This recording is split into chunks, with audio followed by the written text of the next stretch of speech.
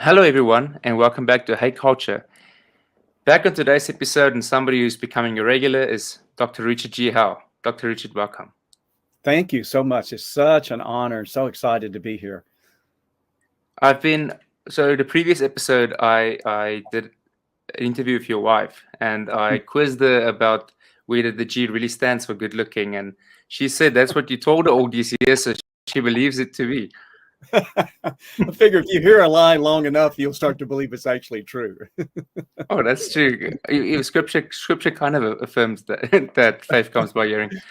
But so if you guys want to know more about Dr. Howe, I would refer you back to the episode we did on postmodernism, where I did an in-depth bio. But just quickly, Dr. Howe is the vice principal. Am I correct? At No, SES? provost. The word is provost, whatever that means. Provost. Yeah. Okay.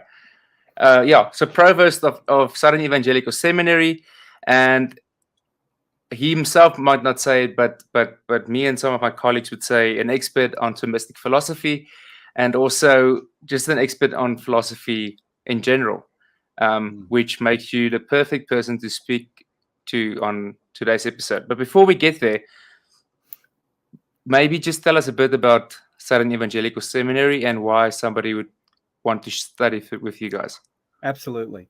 Well, one of the things I discovered in traveling to different countries is that the term evangelical is not used uniformly. So I want to just make sure people understand what that qualification means in an American English usage. Evangelical basically is a very conservative Protestantism. Is what that means. And very often, probably more often than not, a person who identifies as an evangelical is going to have a very high regard for Scripture, particularly inerrancy and inspiration and inerrancy of the Scriptures. So that's why the seminary took that as part of its name. And of course, the southern part, just the fact that we're in the southeastern quadrant, if you will, of the continental United States. So we were co-founded by Norman Geisler, who's, in my opinion, is probably the premier apologist of the 20th and into the 21st century. He went to be with the Lord in 2019. And Geisler just realized, and he had taught at several different seminaries and Bible colleges over his career, but he noticed there wasn't really a seminary that was saturated with apologetics. And other issues too, but particularly that one. So he decided to found a seminary. This was in the early 90s. And his distinctive philosophical approach, and you mentioned the fact that I know some philosophy, that's my formal training, but I'm not unbiased in the sense that I'm not without conviction as to what I think is actually true in the similar way in which we are with our theology. Someone say, hey, Ryno's here to talk about the Bible, but when you talk about the Bible, you don't talk about it in some detached, indifferent kind of way, as if you don't have an opinion about what it means, right? And it's the same way in apologetics and philosophy. So Geisler infused the curriculum of Southern Evangelical Seminary with a heavy dose of philosophy and apologetics that undergird the way we do our theology. And that tradition is often referred to, or sometimes at least referred to, as classical realism or metaphysical realism, or more narrowly, Thomism, which is the philosophy of Aquinas. So that invariably will be part of the way I'm sort of jaundiced in some people's opinion, but clear-eyed in maybe other people's opinion in an evaluation of someone like a Kant, for example. So that's what we do. So one of the things also, you can go to ses.edu to find more about the seminary. And what we've put in place is, I forget the handy little phrase that they use, but it's sort of equal sacrifice.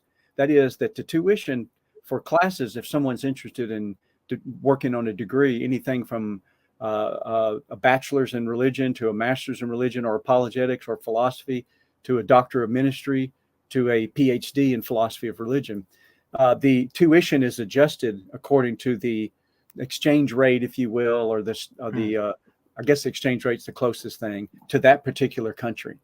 That way it makes it more affordable, I think, in terms of countries around the world that have a pretty exorbitant delta in their exchange rate. So think about that. And if you're not necessarily interested in a degree, there's always the option to take courses called audit. You just audit the class and you get access to the materials and the lectures and such, but you're not really working for credit.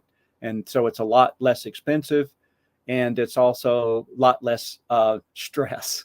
You don't have to worry about tests or papers or things like that. So you've got a choice there. So ses.edu, reach out to there and find out what you want. And you can always get me at rhowe@ses.edu. That's my work address, and happy to do that. info@richardghowe.com is the address that comes to Rebecca and me if you're interested in some more specific things about my particular take on things and my particular ministry. So, yeah, so I'm definitely one of those people who sing hallelujah for the Equal Sacrifice Scholarship, because that allows me as a South African to study with you guys. But what I'll suggest to the audience, if any of you are South African listening to this and you're interested in a degree in theology, is, as some of you might know, I work for Apologetics SA, even though this podcast is done under a nonprofit company called Sala, but in the daytime I work for Apologetics SA as Bible College. Come study with us, do a bachelor's degree, and then skip your honors, go over to a master's degree with SES. You won't regret it. And then we need more people equipped in our nation in this regard. So go absolutely. over. I'll link it in the description. Go over to ses.edu. Absolutely. Oh. Yeah, Bible college there is can't be beat. So that's a great. I'm glad you pointed that out clearly. That would be a perfect prep for further study at SES. So got a great team there, and a number of them are part of the SES family. I'm so excited to say. So we have a great relationship. Yeah, and we really appreciate you guys. Well, with the formalities out of the way, I think let's jump into the meat. To start us off, I know there's a little phrase you have with regards to Immanuel Kant. So maybe tell us that quote, and then we can get into it. Yeah, I studied under Norman Geisler back in the early 80s at a seminary called Dallas Theological Seminary in Dallas, Texas, where he's taught for about a decade theology and philosophy. Excuse me. And I remember one day in an apologetics course that he walked into class, and these are these elevated classrooms. I know you guys know what these are like in your universities, and 60 or more men and women in there ready for the day's lecture. And he came in that day and he said, Immanuel Kant has influenced your life more than Jesus Christ. And I'm thinking, okay, I don't even know if I know who Immanuel Kant even is. This is a lecture I got to hear. I'm very curious, because I who wouldn't as a Christian say that Jesus has influenced their life more than anything? And he's being sort of facetious, deliberately provocative to hook us in to consider carefully the philosophy of Kant and the degree to which it may very well have influenced our life, almost always in a deleterious way. That is, an influence that gets in the way of sound thinking along the Christian worldview, if you will. So he got me hooked for sure. And I took it from there. And over the years, the name of Immanuel Kant comes up now and again in any number of ways, not only in terms of metaphysics, but philosophy of religion, and also ethics and epistemology. So, you pretty much can't talk philosophy without saying something that Kant's got something to say about that he does, that he fails to mention. You're not going to find something that he fails to mention, it seems like. Yeah, it reminds me, I spoke to Dr. Richard Weikart, who the historian, and he said anything after Immanuel Kant is an answer to Immanuel Kant in the realm of philosophy. But before we get into unpacking that statement that you made, for especially those watching at home who have their hair standing array, because how can we say that Immanuel Kant had a bigger influence than Jesus Christ? Let's get into who is Immanuel Kant. So he was a largely 17th century Christian German philosopher, born in the early 1700s, died 1804. The significance of his dates, as we will get into, was the influences on him, most especially David Hume, and why that matters. So that's the significance of when he lived. And he fell initially into the rationalist, what is known as the rationalist tradition. And I don't know how much detail your viewers are interested in under the constraints of time. I don't have anywhere to be until Saturday morning. Right now it's Thursday afternoon in the U.S. and Thursday, I guess, evening in South Africa. But basically, there's been this flow of thought that had kind of been divided, cataloged, if you will, by historians of philosophy, of this rationalist tradition, whatever that is, and the empiricist tradition, whatever that is. And we can say a little bit about those. But pending that unpacking, by and large, he fell into this rationalist tradition. But because of some stuff he was reading in Hume, it really gave him pause about the plausibility of everything he had been thinking in philosophy. So he had to go back and see if he could do an end run around the skepticism that David Hume had confronted him with. And so, in a way, not to oversimplify, he tries to fix a problem that certainly was a problem. But in many people's opinion, critics of Kant, it was one of those situations where you've heard the expression, the cure is worse than the disease, right? So, if someone's got a head cold, you go, hey, this arsenic here will cure your head cold. Yeah, it'll cure my head cold because it'll kill me and I won't have a head cold because I won't have a head anymore. It's like, well, that's not the kind of cure I want. Granted, it'll take care of the head cold because I won't be here, but that's not what you want. So some would say that what Kant offers as a response to what he thinks are the value and then failing of each of these traditions of the rationalist empiricist tradition, he comes up with a model that some would suggest did more damage than either of those traditions' failings would have even done anyway. So that's the situation that he finds himself in. Would you quickly define for us, if you can, in a sentence or two, what the rationalist tradition was and what the empiricist tradition was? And then also, what is the problem you try to fix? Yes, absolutely. So one thing as far as cataloging or the terminology that I'm a stickler for is let's pick the empiricism first. So typically today in analytic philosophy, which is the dominant philosophy in the English-speaking philosophical world, the term empiricism would be some form of the idea that all knowledge begins with or arises from our experience, our physical experience, or what we see, hear, taste, touch, or smell. That's where it either begins with or is constrained by. And so an empiricist today would be someone, people would probably think of someone like a Richard Dawkins as, if science can't prove it, then it's nothing to be known, right? So this strict kind of physicalism is what comes to mind with a lot of people when they hear the word empiricism. So just for my conscience sake, just for the sake of clarity, there is a form of this empiricism that finds its roots back in Aristotle, that Ed Miller, the philosopher Ed Miller, in his book Questions That Matter, designates as classical empiricism. So when the time comes, if we need to do it, I might cull from a classical empiricist view. But let's table that for the time being and understand how the term had begun to be used in the modern era since, say, Descartes, so 1700s on, or 1600s on, really, how these terms are used. So empiricism is knowledge is by the senses, what you see, hear, taste, touch, or smell. The rationalist tradition is going to say that knowledge primarily, if not exclusively, is by the mind, by the reason.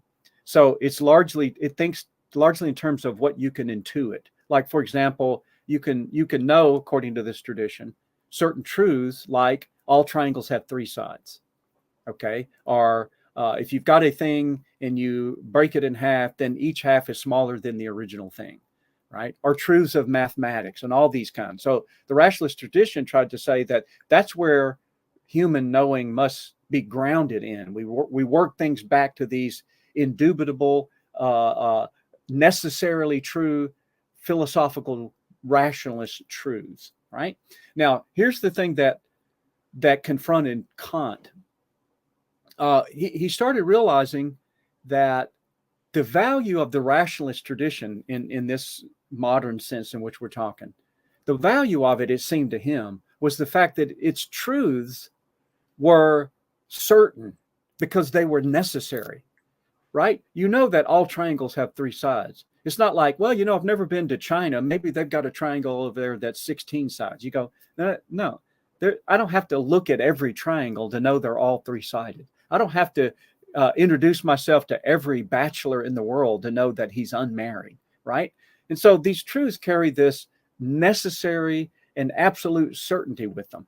But according to Kant, and I think a lot of people would probably agree with him, these truths don't seemingly necessarily tell you anything about the world.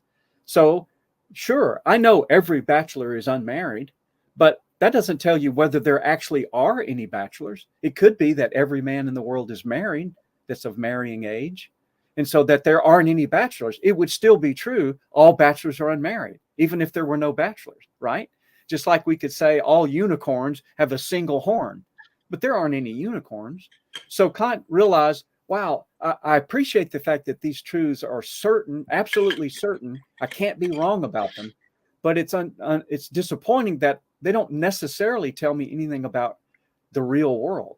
And then it's the reverse with the empiricist tradition in his mind, because the empiricists go, well, at least we're telling you stuff about the world. You know, it is cloudy right now in the state of Georgia in the United States. Okay, that tells you something about the world. Problem is, though, in Kant's estimation, it's not absolutely certain, right? It could be cloudy right now and not cloudy tomorrow, or it could not be cloudy and I was mistaken when I said it was cloudy, right? Which I couldn't do about a bachelor being unmarried, couldn't be mistaken about that. So the value of the empiricist tradition in his estimation was it's informative. It tells you stuff about the world. The downside, however, is it's not absolutely certain. I've somehow got to go and look and see. Maybe it's not cloudy in some place in South Africa, but it is cloudy someplace in the U.S. And just, you know, countless propositions you can make about the world around us that could be true or not be true. The proposition's not going to tell you one way or the other. Mm. Whereas in the rationalist tradition, the proposition itself already contains its necessity. All bachelors are unmarried. All triangles have, three sides. And you could just go on mathematical truths and stuff. So the truth of it is right in the proposition. I don't have to look out in the world. But the empiricists, the truth of it, if you just read the proposition, it is cloudy in Atlanta, Georgia, in the U.S. If somebody just read that, they don't know whether that's true or not just by looking at it. They'd have to find somebody there or go there themselves and look and see. So Kant wanted to then see if he could figure out a way to marry the value of each of those, the certainty of these necessary rationalist truths, and the information-laden value of the empiricist truth. He could combine those into a single kind of knowledge that would give him the cue to really being able to do metaphysics and even physics. Now, let me just tag on to that a little bit more to the story, if I may. Mm. What had happened, particularly in the empiricist tradition, you're basically talking about people like John Locke, George Berkeley, and David Hume. They're called the British empiricists. So fortunately for cataloging purposes, the three prominent empiricists were all from the Great Britain. So Locke was English, Hume was Scottish, and Berkeley was Irish, right? And interestingly, the rationalist tradition, conveniently for us as we catalog them, they're all from the European continent. So you've got Descartes, you've got Spinoza, and you've got Leibniz. Leibniz, German. Spinoza was basically, I mean, it depends on what period of his life you want to catalog him, whether he ended up in the Netherlands or from Spain. But then Descartes was French. Okay, so these traditions, probably the one that had the biggest riveting influence on Kant was David Hume. In fact, in my classes, I in some respects might even say, it's a toss-up between how much apologists have been influenced by David Hume as he's sort of the consummate skeptic, and influenced in the sense in this way, just to kind of tease your viewers as to why it matters. Several of the most important apologetic issues that we deal with today, the way we deal with them are the way the skeptic David Hume challenged Christians with them. Problem of evil, the problem of miracles, and the design argument for the existence of God. All three of those were the subject of his scathing critique, primarily in his dialogues concerning natural religion that he wrote. So if your viewers say, yeah, I deal with the problem of evil, if God's all powerful, then he could prevent evil, and if he's all good, he would prevent it. That kind of formulation, was revived in the writings of Hume from an ancient Greek formulation. So he sort of re-injected that problem of evil, if you will, back into the conversation. So that's what's going on. So the skepticism of Hume with respect to empirical knowledge really gave Kant pause about the viability of doing metaphysics. We care about metaphysics. I mean, he's a Christian. He believes in God. He believes in objective morality. He sees that these things have metaphysical elements to defending them. So he doesn't want to throw that out. Hume said all the books on metaphysics should just be burned because they're just useless trash. They don't tell you anything meaningful. Well, Kant doesn't want to do that, but he's got to somehow see how he can fend off this skepticism. So you know how in the history of science, we have the phrase, the Copernican revolution, right? With the change from Copernicus or from Ptolemy, that this Earth is the center of the solar system and everything revolves around it, to the sun is the center of the solar system and everything revolves around it. That was a major shift, right, in our paradigm in science. It took several centuries to sort of swallow. Kant is often labeled as the Copernican revolution in philosophy, because then he tries to come along to see if he can do, as I said before, the best of the rationalist tradition, leaving out its detriments, and the best of the empiricist tradition and leaving out its detriments to come up with a new model. And it's that new model we want to say a little bit about as we go along. Yeah, thank you for that. Would it be too simplistic to say that the rationalist tradition, that the truths that they hold to was true by definition? Absolutely. No, that's a great way to say it. It's true by definition. Bachelors are unmarried because the term unmarried is already contained, the predicate, in the sentence, all bachelors are unmarried. Unmarried is the predicate grammatically. The predicate's already contained in the subject. So it's true by definition. Triangles have three sides. Three sides is already contained in the predicate. And just as an aside, don't want to go down this road, but just to tease, so I'm always kind of hinting at some future invitation to come back. So we brought this up last time and we didn't get a chance to talk about it. So I'll throw one out here. One of the things that this cataloging of the predicate is contained in the subject, if it is, then that's one of those true by definitions. If it's not, then that's one of those that you have to look into the world, see whether it's true. The thing that they're overlooking that Aristotle would have, if they had read Aristotle, they would have seen, is there are at least 5 different ways that a predicate can be in the subject.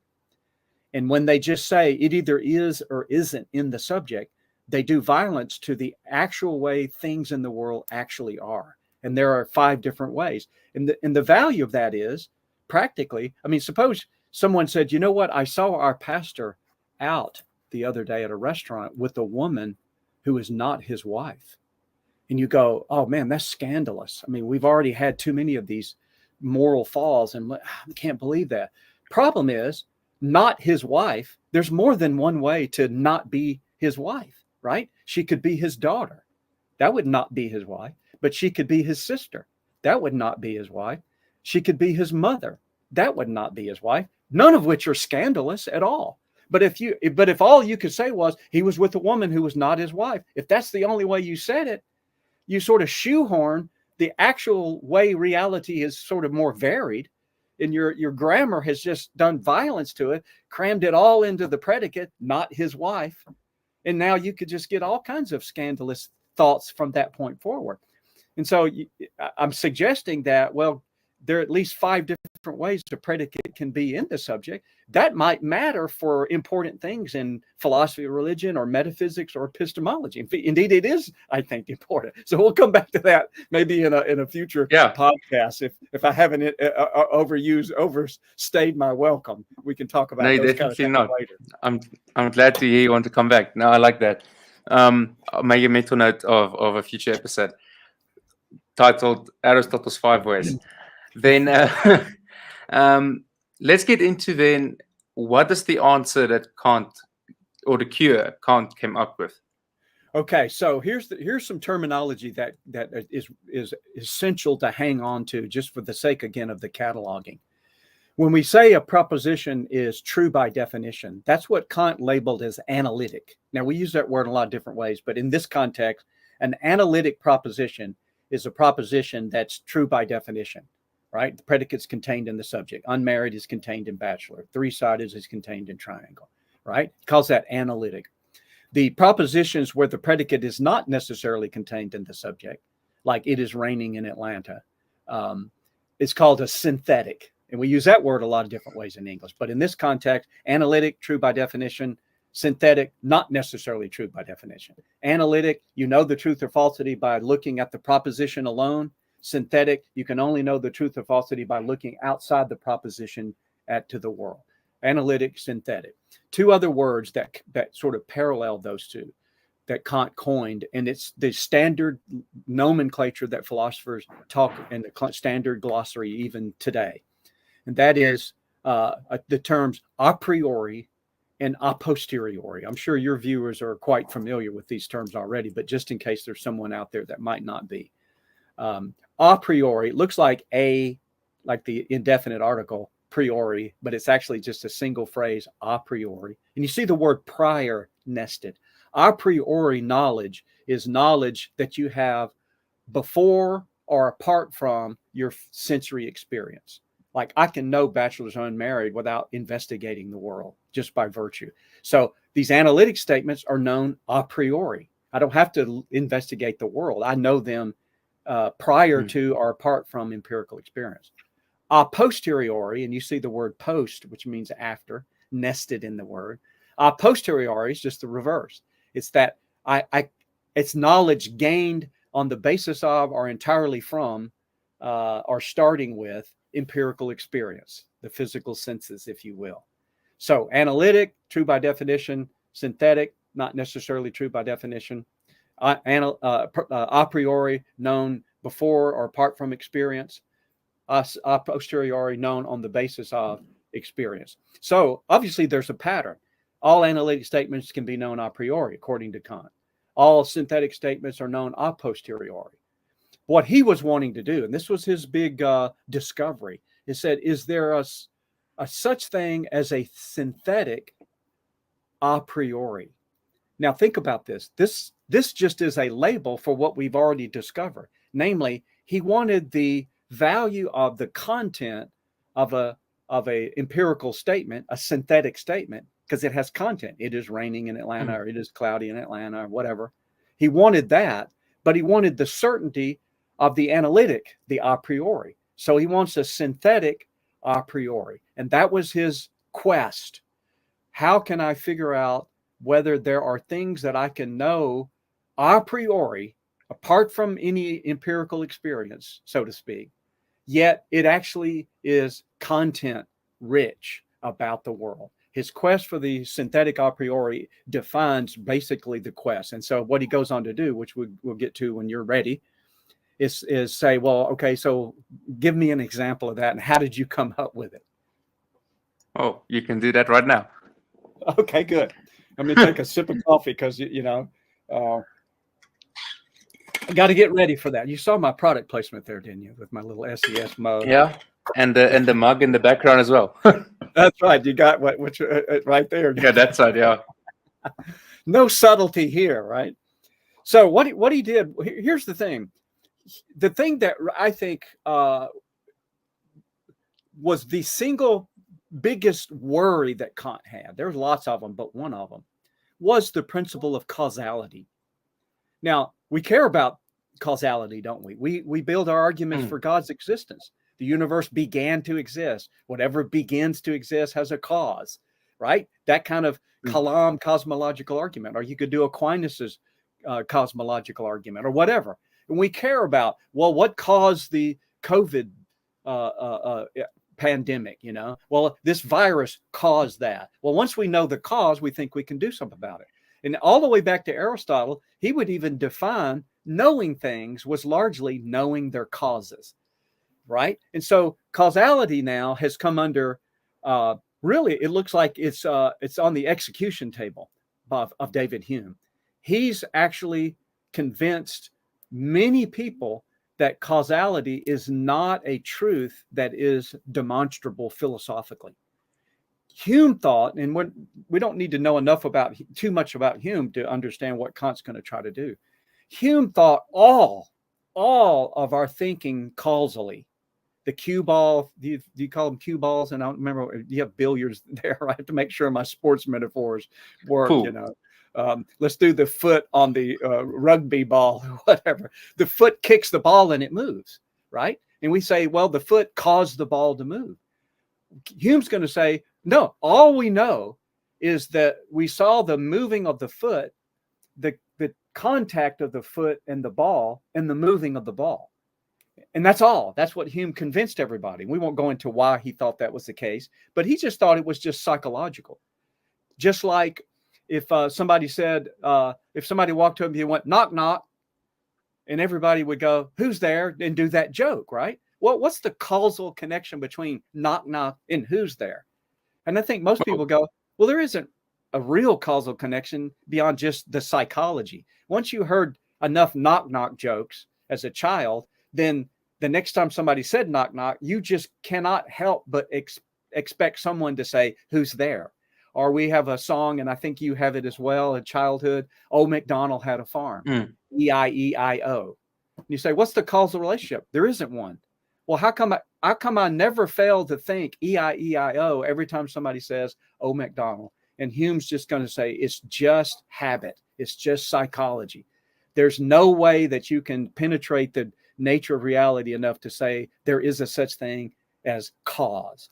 So now, if cause is under duress and under threat by Hume, at least Kant was convinced of that, then that not only brings your metaphysics into question, like arguments for God's existence, which were the philosophical tradition was replete with these. With the exception of maybe Hume, you didn't find any philosopher who wasn't saying something about God's existence. I mean, Hume said things about God's existence, but it was more towards the skeptical direction. So our metaphysics is under threat, but even more so, perhaps this mattered more to Kant. I mean, I can't read his mind. Our physics, that is our natural science, was under threat. Now, remember, we're talking the 1700s. Hume died in 1776. Kant died in 1804. Since the 1600s, the natural sciences have exploded onto the scene. You've got all of these things going on in an unprecedented way. And from the 1600s on, you have this it's almost too fast to keep up with how the natural sciences have flourished. They languished since Aristotle, didn't they? In most people's minds, all the way up until this period. And it's an interesting story. Well, why all of a sudden did they just explode on the scene? We'll table that one for a future conversation. Be that as it may, Kant's motivated. We've got to save causality. So here's what he wants to do. Okay, I agree with Hume, he says.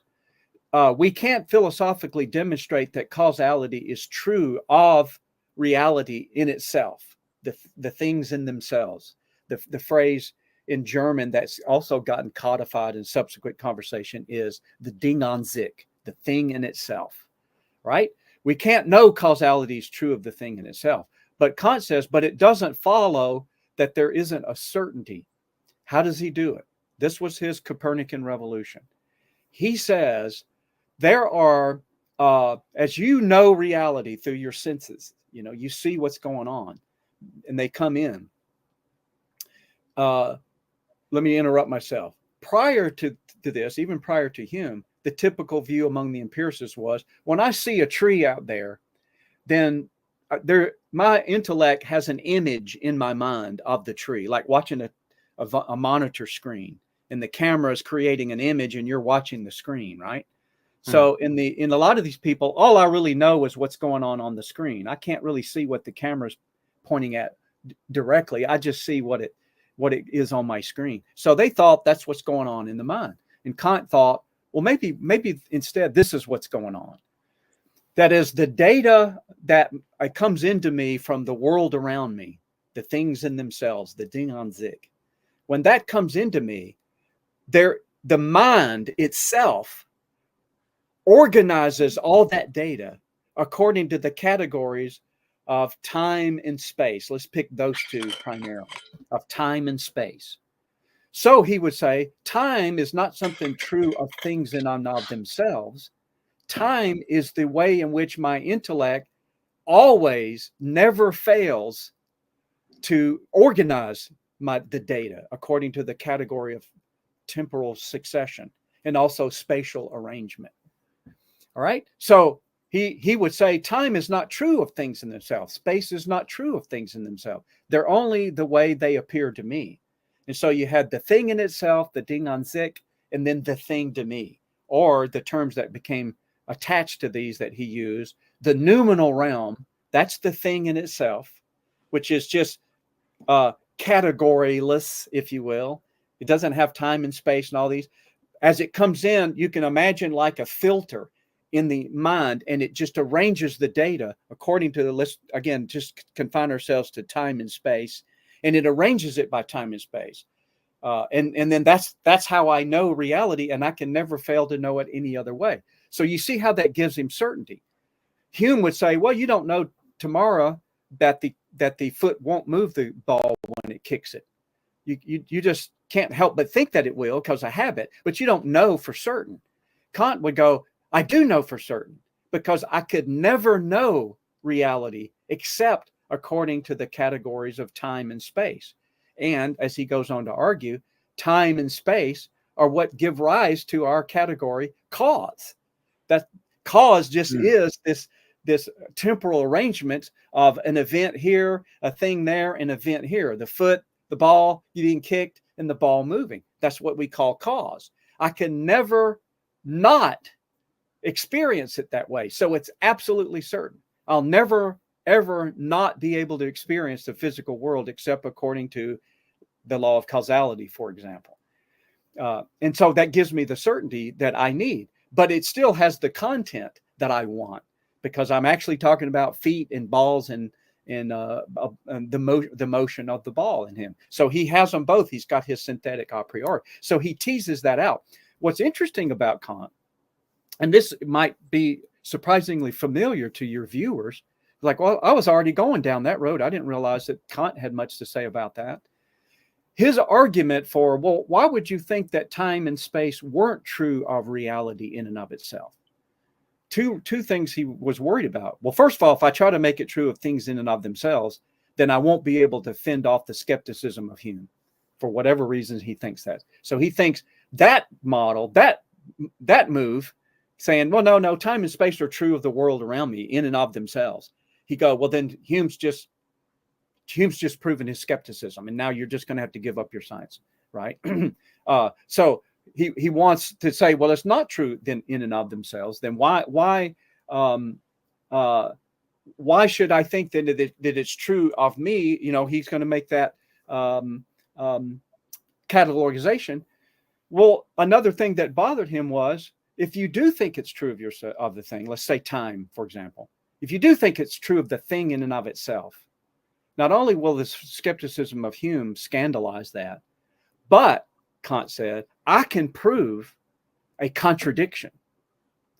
If you tell me that the universe is eternal, I can prove to you, Kant thought, that it could not possibly be eternal.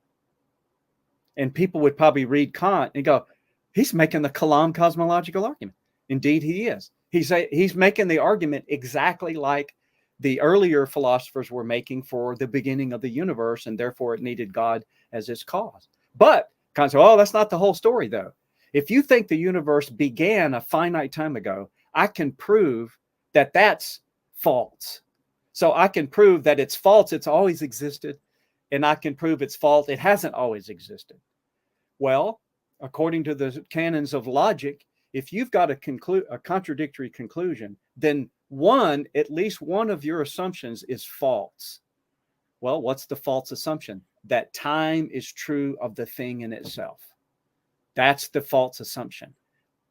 Instead, time is merely a construct that the human intellect imposes on the sort of amorphous data of the noumenal realm. And so that I can never fail to know reality temporally, but it's not true of the thing in itself. I avoid what are called the antinomies, Kant's antinomies, and he does it with space and stuff. You can read it in his Critique of Pure Reason and such. So now, if you're ready, we could go, okay, so what's the fallout to that? Because that's kind of what the topic was for today, in a sense. We started with Geisler's Kant's influenced your life more than Jesus Christ. What is the fallout to that? And over the years, I've thought about, unpacking some of the stuff that Geisler told us about the nature of reality and how we understand things. And at the risk of oversimplifying, and I had a list here in front of me. I want to make sure I got them in the right order here. But think about it. If you were convinced that you could not know this noumenal realm in and of itself, and by the way, just so you'll know, he goes on to talk about ethics, objective morality, his categorical imperative as it's known, and God. And he's already said we can't have the traditional arguments for gods. They're not going to work because the cosmological argument, the teleology, these are all trafficking in categories that Kant says are not true of the thing in and of itself. They're only true of our cataloging of it in our intellect. So we can't have these traditional arguments. Yet he did believe in the existence of God as a Christian. So he does this sort of in-run argument for that, but it won't be anything that people would recognize as a real solid argument for God's existence, objectively speaking. So we'll table that for the time being and such. So think about it. If Kant convinces somebody you really can't know reality in and of itself, which that's where God is, for example, all these kinds of things that are transcendent. If that's true, then what's the difference between that and there just not being those things in and of themselves? Right? If you're telling me my knowledge of reality is not, I can't know anything about God rationally and empirically or whatever. If I can't know anything about something, what's the difference between something I can't know anything about and there just not being that thing? And so there's a tradition that grows out of Kant that basically says really not much difference. As far as Kant's concerned, we might as well just be atheists. Now, they've entertained his argument for God, but I think they probably, history shows, it didn't strike people as very persuasive. Certainly wasn't going to be enough to dislodge an atheism. So this sort of atheism, and in its worst form, this scientism. If all I can know is the thing as it appears to me, that's the natural sciences. So we don't need philosophy. We don't need theology and all this nonsense. We just need the natural sciences. That's your Richard Dawkins. That's your Victor Stenger or your Sam Harris. Well, maybe Sam might be a little different, but your Lawrence Krauss. Yeah, exactly. These kind of guys, or even more sophisticated version earlier, A.J. Ayer and such. All right. Now, but there's another reaction. Suppose somebody said, okay, so I can't know the in and of itself by means of my senses. Okay, Kant, you got me convinced. But that doesn't mean I can't have some conduit that I know this transcendent realm by some other faculty. And this, I think, has fed into the rise of a spiritism, the New Age and these kind of things. Yeah, I'll grant you, we don't need arguments for God's existence or the spirit realm. I have a direct connection and I have this mystical experience. You see this picked up a lot in Wittgenstein, not in Wittgenstein, but Wittgenstein's disciples, if you will. There's a whole tradition in Buddhist philosophy built on Wittgenstein's his first work, what is known as the Tractatus. Wittgenstein goes on to change his views later on. But this whole idea in the Tractatus was right in line with this. We can't really talk about this stuff because, Kant's already shown us that we don't know reality in and of itself. He would have probably had different ways of wording it, but nevertheless, Wittgenstein's right on board in the Tractatus, right? But there are a lot of people go, okay, fine. I got another way to tap into it, and that's a mystical experience. And then you have a sort of maybe watered down version of each of those that go in two different directions. One that I think has impacted Christianity a lot since Kant is this, there's actually maybe two versions of even this. You have a fideism to say, okay, fine, logic and reason can't deliver the truths of religion, but I accept them entirely by faith. So I just know that this is true. I accept it by faith. It's a leap of faith into the dark, right? And that kind So of it would stuff. be a blind faith. The fideism, yeah, the fideism is sort of fueled by this tendency from Kant. But you also have maybe not a fideism, but what I disparagingly refer to as a fundamentalism. Now that term has changed drastically over the 20th century in American English. In the early 20th century, a fundamentalist would have been like a conservative Protestant who believed in the fundamentals of the faith, the inerrancy of the Bible, the resurrection of Jesus, the Trinity, the deity of Christ, what C.S. Lewis calls mere Christianity. So if you were committed to the fundamentals, you could have fellowship with another believer, even if you disagreed over the end times or speaking in tongues or things that people can dispute, right? Christians can dispute. So that was an early use of the term fundamentalism. By Second World War, or sometime after the Second World War, for reasons we won't go into now, the term fundamentalism became attached to this sort of anti-intellectualism, right, in the Christian faith. And so this fundamentalism said, okay, well, I'm not a fideist, but I have this view of the Bible that requires me to just constrain all of the supposed truths of the sciences and shoehorn that into my fundamentalist religion. And so you find in American Christianity this idea like, well, I'm not totally against science, but I think, the scientists are all wrong about most of the stuff. Now, all of us probably say that about some things. Probably most of your viewers, we would be in solidarity in repudiating Darwinism, right? But other things about science, we wouldn't be so eager to just table and go, well, yeah. So it's a kind of blurry line between the fideists and the fundamentalists in this regard. But in an illicit way, they want to shoehorn the findings of science into their fundamentalist categories. The reverse, however, would be this form of liberalism, Christian liberalism. What do? They go, well, the scientists, they tell us, and by scientists, I mean that pretty broadly. They tell us, for example, Moses didn't write the Pentateuch, because we know now from the study of history that it was a collage of different writers, the JEPD, or the documentary hypothesis, right? We know now that Genesis is not right about the origin of humans. We've actually evolved from common ancestors. So the liberal tends to overemphasize the supposed findings of science and squeeze and shoehorn everything about the Bible into this. Let's make Genesis compatible with Darwinism. Let's make Moses compatible with JEPD. Let's make Isaiah compatible with Deutero-Isaiah. Let's make the Synoptics compatible with the Q document, or whatever their theory is that may cast some aspersions on the integrity of the Synoptics or whatever. I mean, just countless examples. So one side is going to shoehorn in an illicit way the findings of science to a very narrow theology. The other is going to shoehorn the findings of theology into the narrow constraints of science. And then the last of it, besides the sort of scientism, the spiritism, the fideism, and the fundamentalism and the liberalism, is basically postmodernism. And that's a whole nother topic, isn't it? But postmodern, for the most part, are going to be relativists about truth, right? And it can get pretty sophisticated. I mean, obviously, if somebody says there are no truths, as Frank Turek is famously quoted to say, is that true? And only he can do in that New Jersey accent, right? but not all. In fact, most of the postmodernists are not that easy to refute, that they're not that flagrantly self-refuting. It's self-refuting nonetheless, but it's nested down a number of folders before you find out, okay, there's the breakdown right there. So you get people like Michel Foucault, who would in effect argue that truth claims are basically power. They're political power struggles. That's what they are. And very often claims to truth are means by which one segment of society is trying to subjugate another segment of society and stuff. So it's truth is power, for example.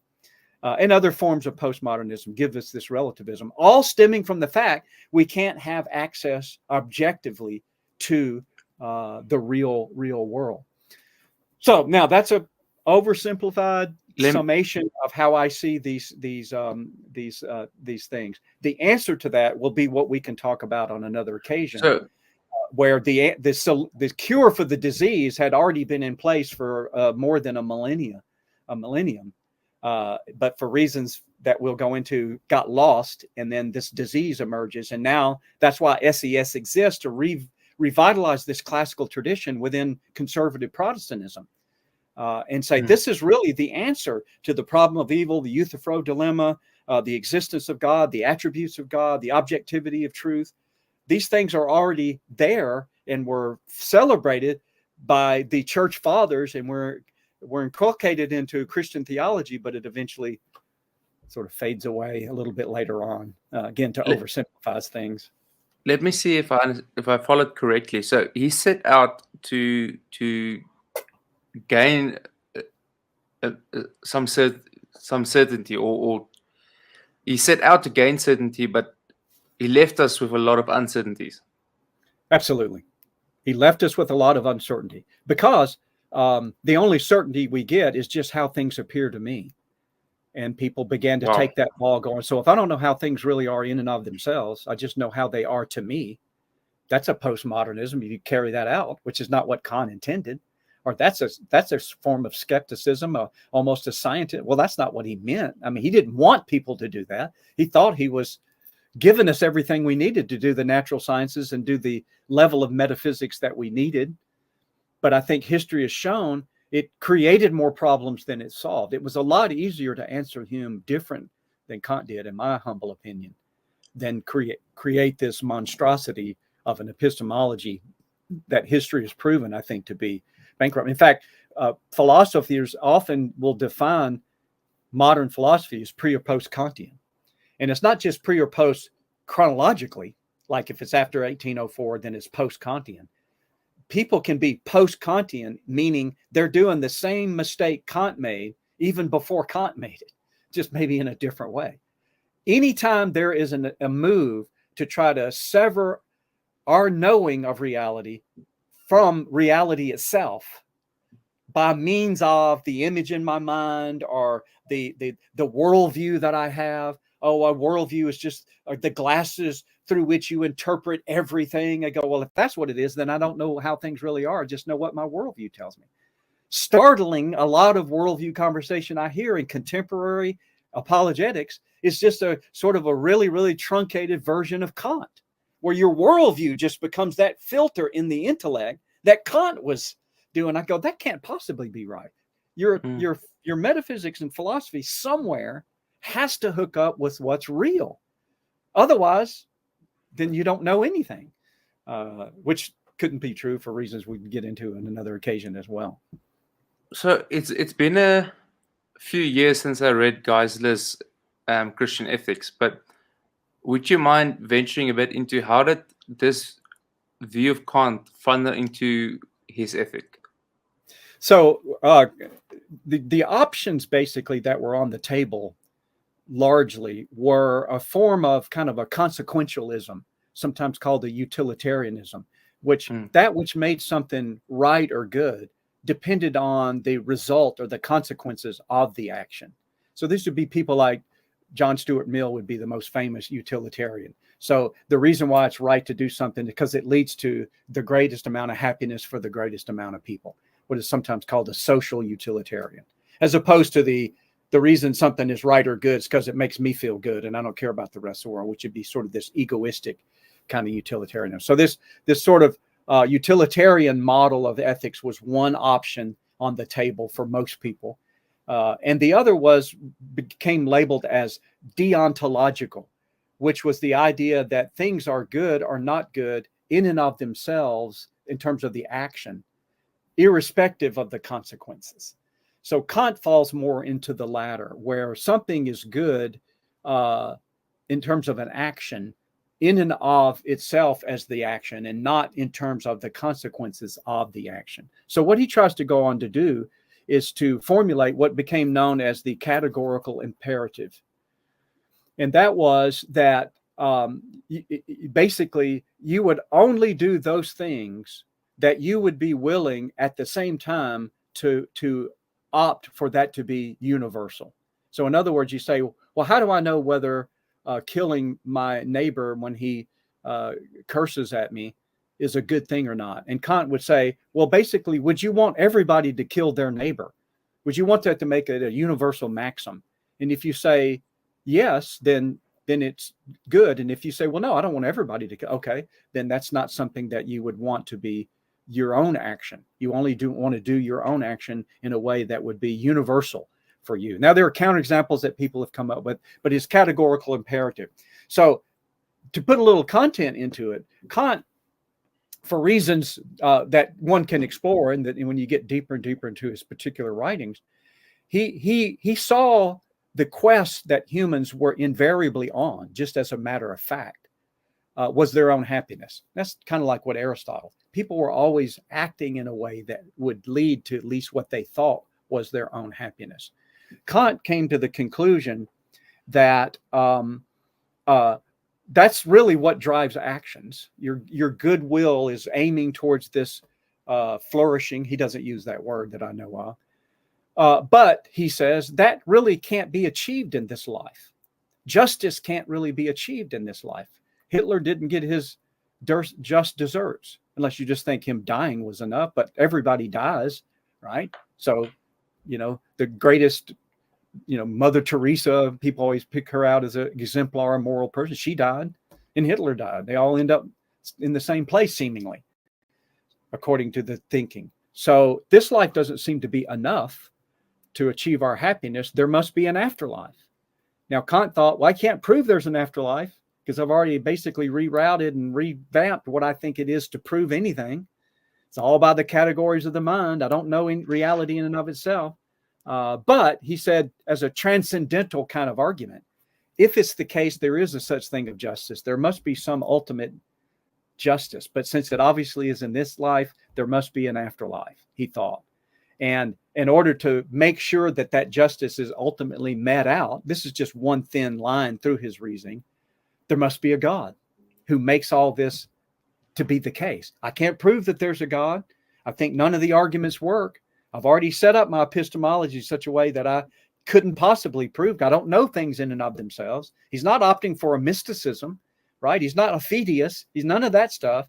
He's transcendentally arguing what must be true about reality in order to make sense of the fact that I seem to experience things like justice. And he teases that out and comes out with his, his notions of God, afterlife. And then if you back up from that, your concepts of the objective morality in these deontological things. So it's a tremendously influential system. And even today, if you take an intro to ethics class, you're likely going to learn the utilitarian versus the deontological and stuff. What you probably won't learn in most Anglo-American philosophy departments in a typical university is the classical option. It just almost never, in my experience, gets a hearing.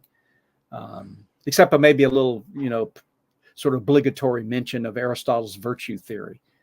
But that won't make sense without the metaphysics, I think. So, you kind of just hanging out in thin air going, okay, that's really nice, Mr. Aristotle. Now let's just move on.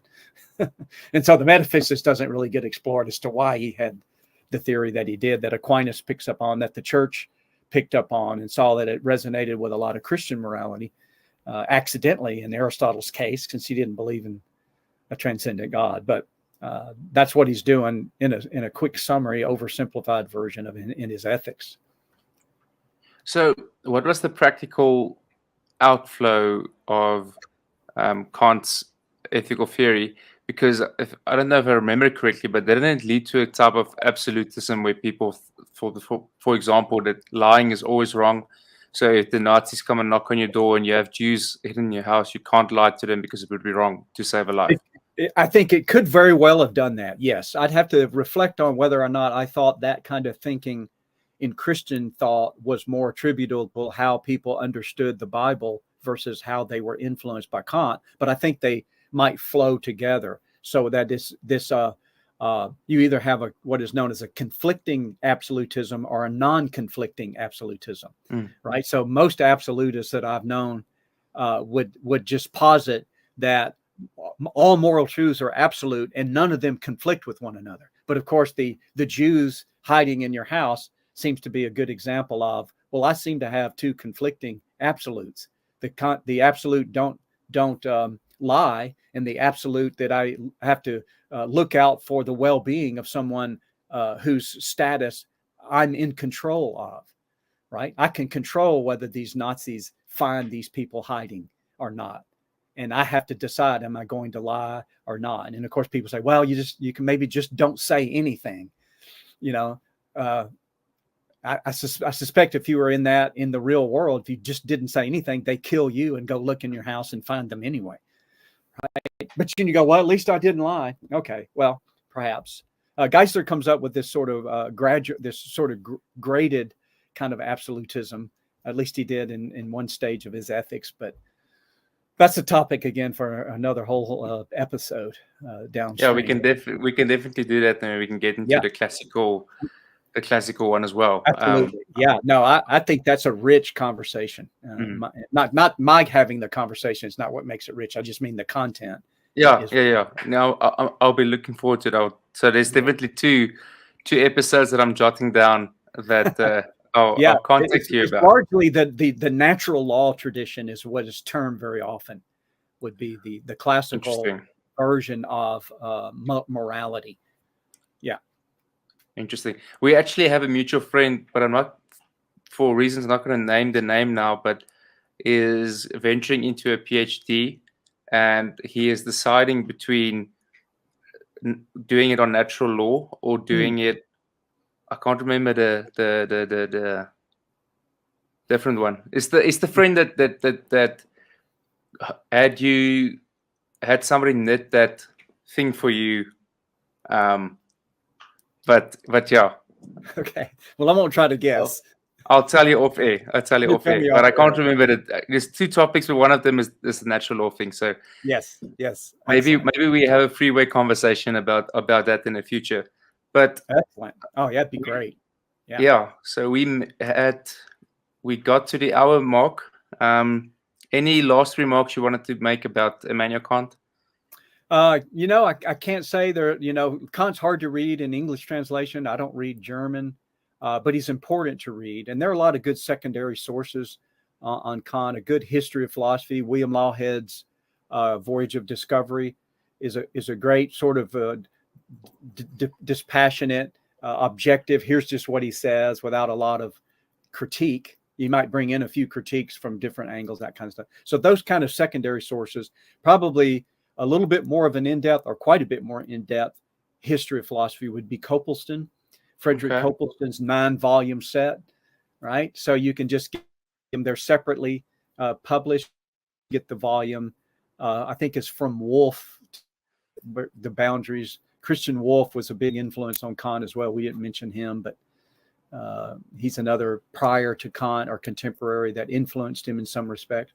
So Frederick Copleston would be, as I teasingly sometimes say to students when they ask me questions, and then after I give them my answer, and then I say, that's more than you wanted to know. And then I jokingly I say, I'm tempted to start a podcast called More Than You Wanted to Know. You might be reading Copleston and think, okay, that's more than I wanted to know. There's a lot there. So Lawhead's a good inaugural step into as a secondary source. But then Copleston would be a great digestion of Kant. And also Jill Sohn's book, Unity of Philosophical Experience, has a great chapter on Kant, specifically directed at these deleterious influences in the epistemology. Unity of Philosophical Experience by Etienne Gilles Sohn, the French historian of philosophy.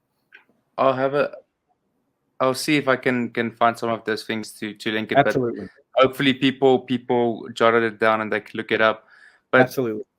Last random question is there any reason that you think that philosophers or thinkers from Germany had such a big influence on the world? I'm thinking of Nietzsche, I'm thinking of Kant, and even Karl Marx himself. Why did the Germans themselves kind of shape the West so much. Yeah, I think the one of the first things that comes to mind is the way that the Germans influenced us pushes things to the very front of what we care about.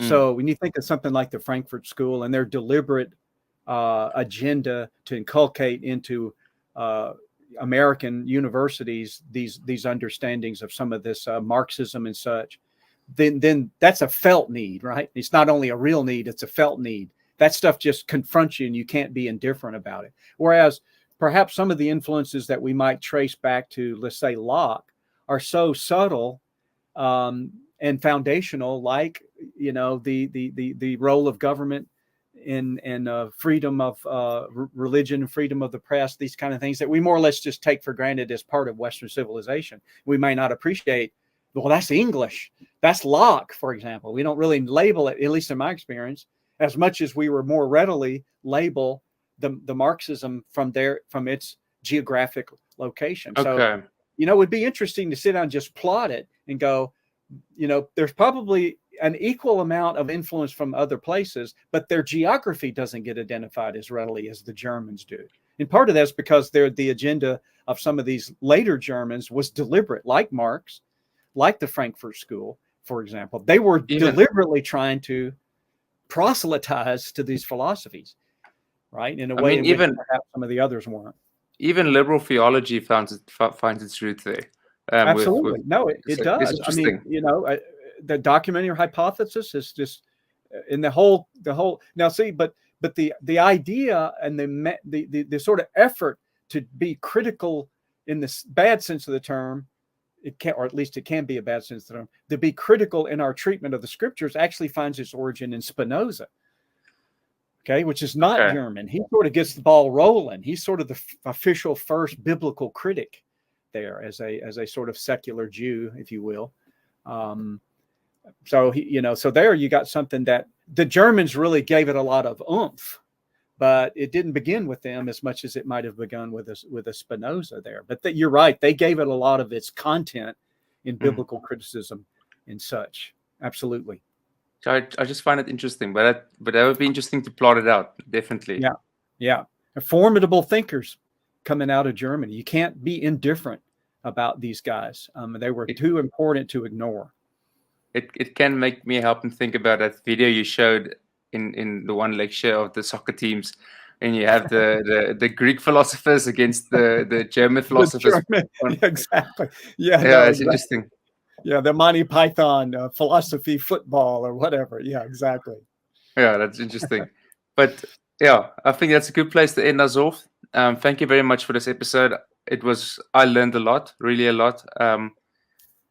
I know in South Africa, and specifically speaking to John as well, we're really influenced by Kant and in a lot what you see out in public. But most people won't even know who Kant is, even though they are most probably influenced by him. So thank you very much for laying that out for us. Thank you so much. Such an honor. Anytime I can do something for you and your viewers, please let me know. Will do. Thank you. And at the audience, if you want to know more about Dr. Howe, I'll link his website as well as SES's website in the description below. And until next time, goodbye. Thank you for watching and or listening to Hey Culture, a podcast that wants to shine a light in the darkness.